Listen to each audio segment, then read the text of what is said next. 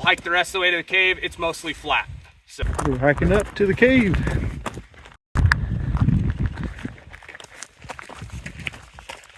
That is our entrance to the cave. Okay.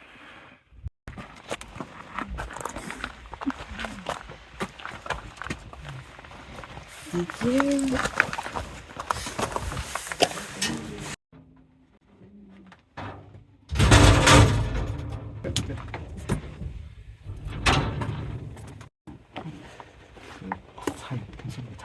Yeah, good. Very good. Watch your hand. First room of the cave. It's also the biggest room of the cave. Oh, wow. So when they got in here, they actually thought that the extent of the cave was this room. However, it does go back to the north here. So we do have our calcite crystal above our heads, below our feet, and on the walls. So it's everywhere. So you can see the limestone kind of bleeding through right here. Oh, yes. And there's a lot of oxidation. So we do have quite a bit of iron in that limestone as well. So as well as right here. Wow. So the crazy thing about this calcite crystal is it is anywhere on estimates between 2 and 5 feet thick. So it is fairly thick. So in 1956, when they filed that mining claim, they filed it on two things. The first being Iceland spar. So Iceland spar is those clear bits of that crystal. Oh, look at it. But if I put my light down here, it's going to be orange. Wow. The reason that is as the crystal was forming, that iron is going to kind of fall off to its heaviest point, because it's a lot more dense than calcite is, and it's a lot heavier than water. So it'll flow down to its lowest point and stay. So that's why we get orange crystal versus clear crystal. Wow.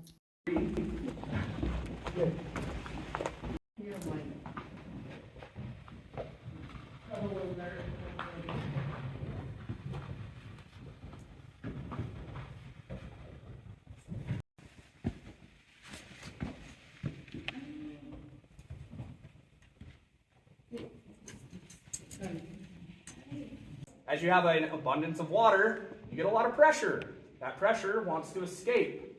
So as it escapes, especially as the surface of Bonneville fell, the pressure inside the cave is more immense than the pressure outside the cave.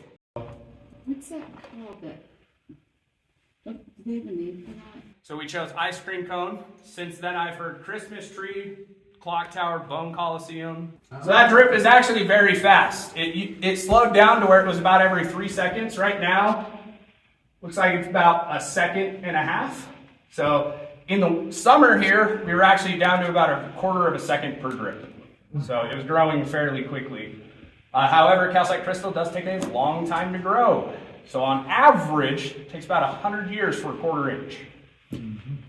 This one drips above average a lot of the time. So geologists estimated probably about 75 years. So since my grandpa's been in the cave, he's probably seen it grow 1/4 inch.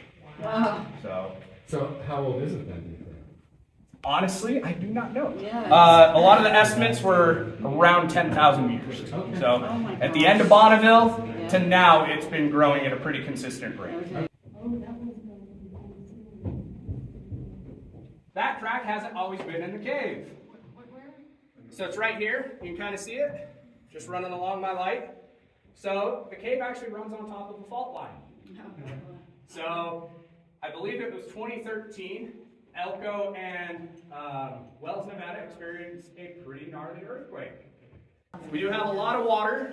That water actually happens through the rain. So as it rains on the mountain here, that rain will actually kind of seep through that limestone and seep down into here. About a week to 2 weeks later, you'll start to see kind of that water in this popcorn. Yep, so we do have that clean crystal here versus the very dirty crystal. And it's kind of interesting to see really smooth crystal and then the geometric shapes kind of appear back. So this next room we're heading into, they called the cloud room for a long time. You can kind of see why. So had a caving group in here, and some guy had a geology book with him. He stopped us at this point, and he asked us if we knew what they were. We told him no, so he opened up the page of the geology book and explained what they were. So these are called cave cones or raft cones. They are actually extremely rare. So in the world so far, they have found 7 deposits of cave cones. Of those 7 deposits, 3 of them are found in the U.S., and of those 3 deposits found in the U.S., 2 of them actually reside within this mountain. So, extremely rare, and we actually have the most rare cave cone. So I'll explain why it's rare after I explain how they're formed. So the way these cave cones are formed is you'll have water in here, and for this one, it would have probably been about right here. And then you create a lot of humidity, so you have a lot of droplets falling from the ceiling.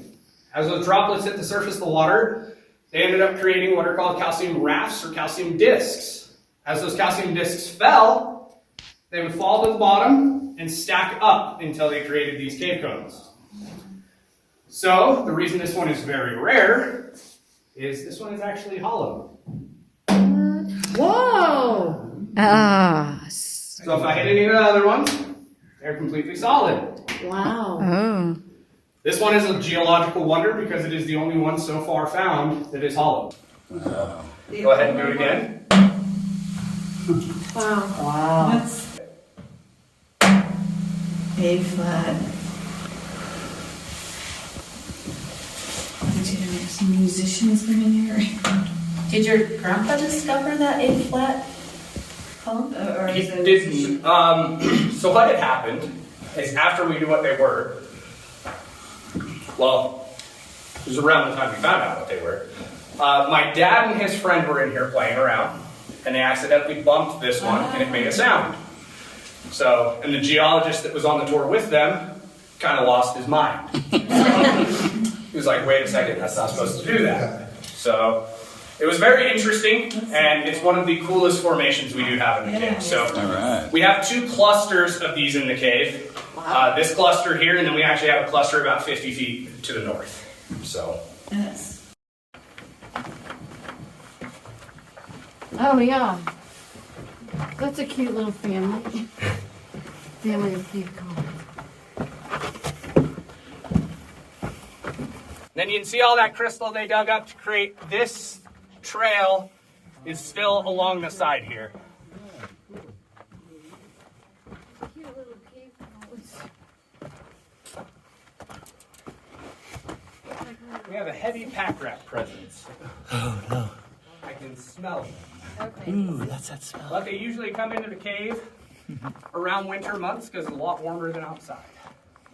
So we have a chimney right there. You guys are more than welcome to stand up in. So you don't have to worry about touching any formations.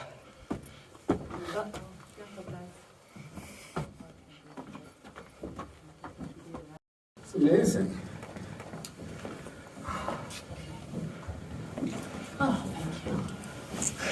Little guy. So sweet. Are there more bats? I mean, do they fly out at night? So they come down to the ranch at night to eat. 9 with the hoof and the associated ankle bones. Oh my god. So this is the only hoof that was found with the ankle bones. He actually found it right there. So quite a ways away from the other 3. The cool thing, or the interesting thing is he was actually filming a documentary called Wonders of the West. As they shut off the cameras, they were expecting to exit the cave. My grandpa was playing around in the dirt right here and pulled a horse hoof out. So Is it petrified? it's just more calcification. Okay. So with all the calcification in here, or all the calcium, it just actually ended up calcifying itself even more.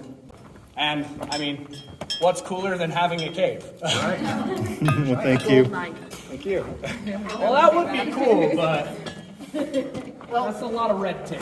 That's a lot of money. Yep. I don't have to spend $400,000